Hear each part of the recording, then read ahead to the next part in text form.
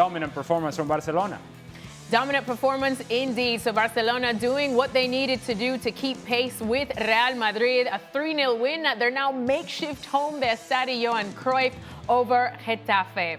At this moment, let's welcome in form of Barca man himself, Luis Garcia. But Ale Moreno, let me start with you on this one. This really was the Ferran show. It was. And I suppose it's a question that Hansi Flick can answer, but was he supposed to start today? Or was he only starting because Marcus Rashford was late? Was Lewandowski going to start? And if indeed Lewandowski is going to start, then Marcus Rashford would have been on the left-hand side. What I would say is that given the performances of Ferran Torres, even before today, in my opinion, in my estimation, he has been one of Barcelona's best players and at least most consistent players. He has been their most consistent performer.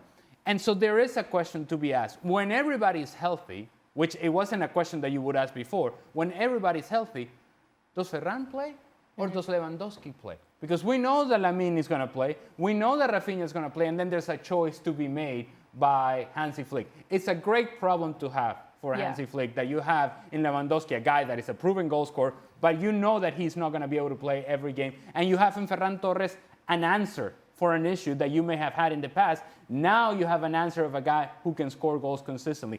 And given his productivity, right now, he is unbenchable. You have to start Ferran Torres and ride with him because he's hot.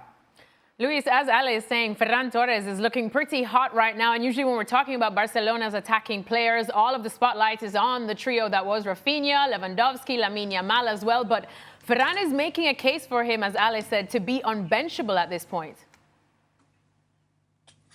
Yeah, to the point that he's being involved into the games. And it doesn't matter if it's Lewandowski involved or not. They are trying to find a spot for Ferran Torres because he's hot, like Ali is mentioning. His ability to find the right spaces, those runs, the U-turns that he does, trying to go to the blind side of the defenders, getting the back of the defenders. And when he's in front of the goal, something that we always been accusing to Ferran Torres, that he was missing so many chances.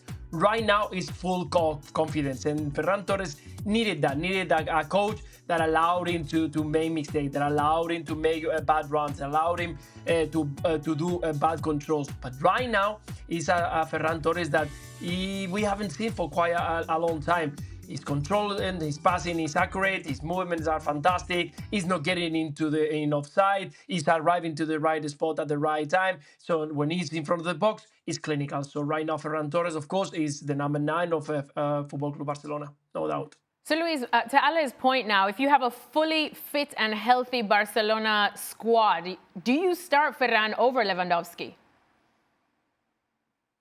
Right now, yeah, I have no doubt. I mean, if we are going to say that Lamine Yamal is fit, Rafinha is fit, Lewandowski is fit, Ferran Torres, I will go straight away with Rafinha, Lamine Yamal, and Ferran Torres up front because he gives you that intensity is good and his finishing is fantastic. So right now, I have no doubt that I will choose straight away Ferran Torres. Big call there, Stevie. You enjoyed what you saw from him today. Well, it's hard to argue when somebody is not only connecting with his teammates, but sticking the ball in the back of the net. And that's what it's all about at the end of the day.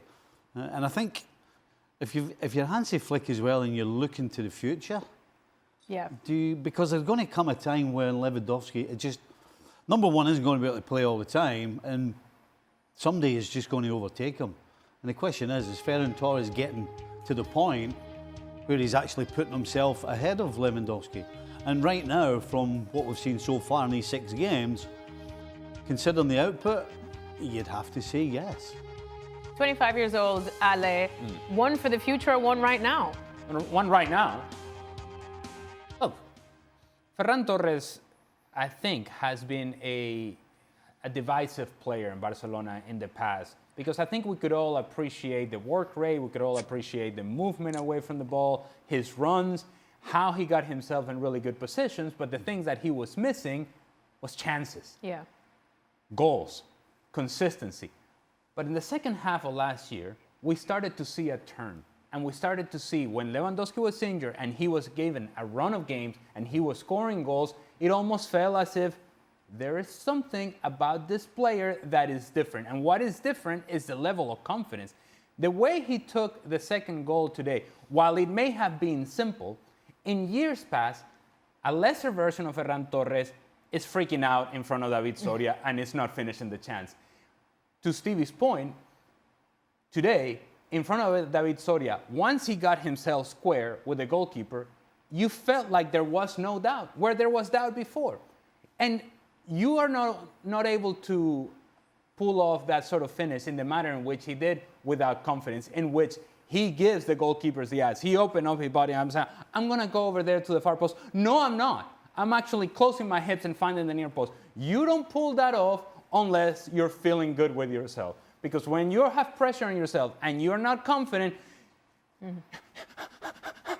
that's what's happening in front of goal. That's what happened in front of goalkeepers. You don't quite know what to do, and you just get rid of the ball hoping that it goes in. There is a certainty about how he's playing the game now in front of goal. How many years ago was it he went to Man City?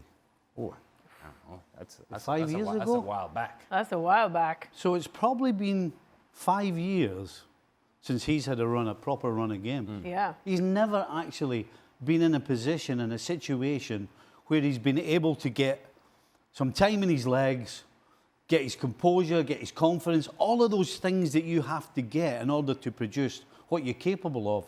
He's only now getting that time, and he's shown what he's capable of. So if you're Barcelona, you better take advantage of it. Well, I know that it was a Ferran Torres show, Ale, but we also enjoyed what we saw from Dani Olmo, of course, providing the assist, but then getting a goal himself today. He definitely did himself a world of good.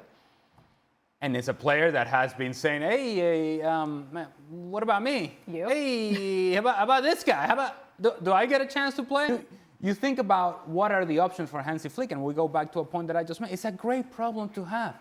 If Fermín López is not feeling himself this week, Dani, you want to play? Yeah, I want to play. Hey, if Dani is not feeling himself, Ferran, you want to play? Yeah, I want to play. This is where we are with Barcelona. All these guys are elevating each other's performances in the attacking half. And if they do that with consistency, then you have options everywhere.